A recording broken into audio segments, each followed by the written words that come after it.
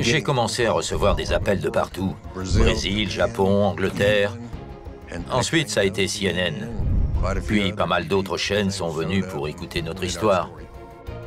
Ce qui est notable dans le cas de Stephenville et d'autres cas similaires, c'est que malgré le nombre de témoins qui ont vu cet énorme engin, aucun membre des autorités n'est venu enquêter. Ça contraste avec ce qui se passait dans les années 40 et 50. L'armée de l'air avait créé un programme, elle enquêtait sur les affaires. Here is a picture that was released just today. It shows 4 luminous objects in formation in the sky over Salem, Massachusetts. Now here on this map are pinpointed locations where some 30 saucers have been sighted and are still unexplained.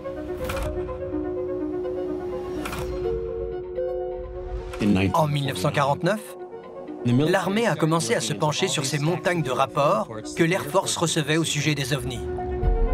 Headquarters, United States Air Forces issued a directive for a detailed study of flying disc reports. Le programme s'est d'abord appelé Projet Cygne, ensuite Projet Grudge, et enfin Projet Blue Book. Le projet Blue Book a été géré depuis un bureau miteux de la base aérienne de Wright-Patterson. Ils avaient une cafetière défectueuse, 2-3 bureaux, une grande carte au mur, et ça se résumait à ça.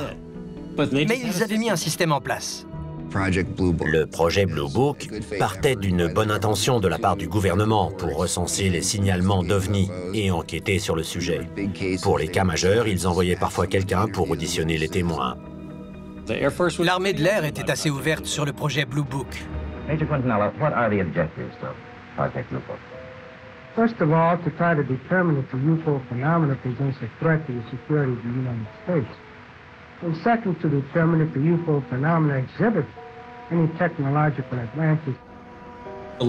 L'armée de l'air a estimé qu'en plus des militaires, il lui fallait un avis scientifique crédible pour appuyer ses recherches. Is it in the realm of possibility that there are spaceships someplace in this universe? Well, if you put it in the word, use the word possibility and not probability, then I would have to say, I think as any scientist would have to say, it is certainly possible, yes. J. Allen Hynek était un professeur de l'Université de l'Ohio. C'était quelqu'un de très posé. Son travail consistait à éplucher les piles de signalements d'OVNI reçus par l'armée de l'air pour essayer de comprendre ce qu'il se passait. Le projet Blue Book a passé en revue 12 000 observations d'OVNI.